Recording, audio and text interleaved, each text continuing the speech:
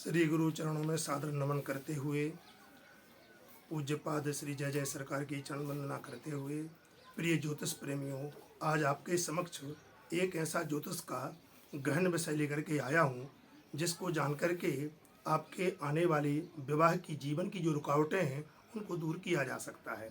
विवाह में कुछ योग ऐसे होते हैं जो विवाह में विघ्न कारक पैदा होते हैं, जैसे कि जन्म पत्रिका के अंदर चंद्रमा से अथवा शुक्र से सप्तम में राहु का पहुंच जाना एवं मंगल की युति बनना, मंगल का नीच राशस्थ होना,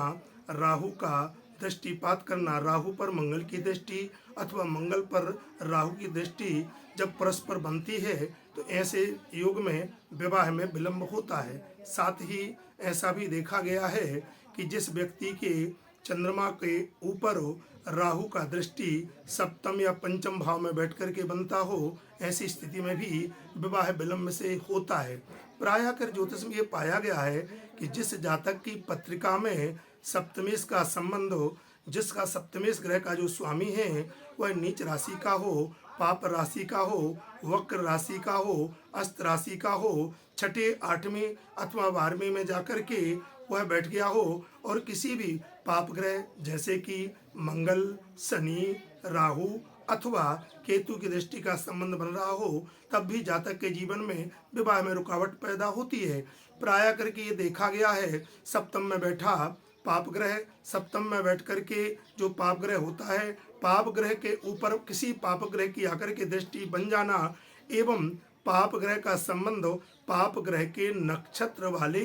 ग्रह में पहुंच जाना है, ऐसी स्थिति में भी जातक के लिए विवाह विलंब कारक होता है। मूलतः हमने ये देखा ज्योतिष के अंदर कि जब भी जातक के किसी भी सप्तमेश का संबंध हो, नवमांश में अथवा चंद्र कुंडली में अथवा सूर्य कुंडली में पाप ग्रह का संबंध सप्तम से बन जाए या पंचम से बन जाए और दोनों की युति 3, 6, 8, 12 इन भावों में जब बनती है तो जातक का विवाह विलंब से होता है। प्रायः करके इस सभी विषयों को देखते हुए यह भी देखा गया है कि जातक की कुंडली में चंद्र कुंडली, नवमांश कुंडली एवं लग्न कुंडली, इन तीनों कुंडली में से जिसका भी सप्तमेश अधिक मजबूत होता है या सप्तमेश का शुभ ग्रह के नक्षत्र में बैठ जाना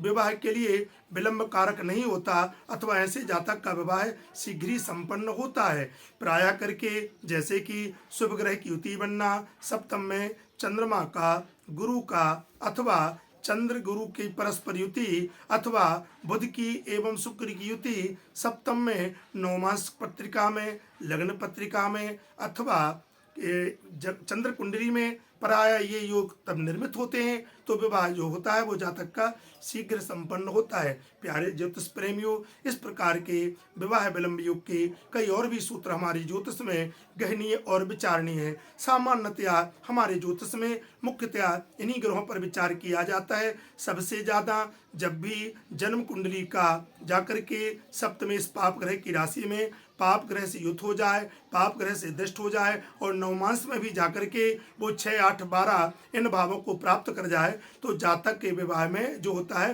वो विलंब हो सकता है। प्रायः करके ऐसे जातकों का विवाह देरी से होता है अथवा आगे के आपके लिए इस माध्यम से इस विषय से जुड़ा हुआ एक और भी गंभीर और विषय लेकर के पुनः उपस्थित बनूंगा। आप सभी को सादर जय श्री राम, जय श्री सीताराम, जय गुरुदेव।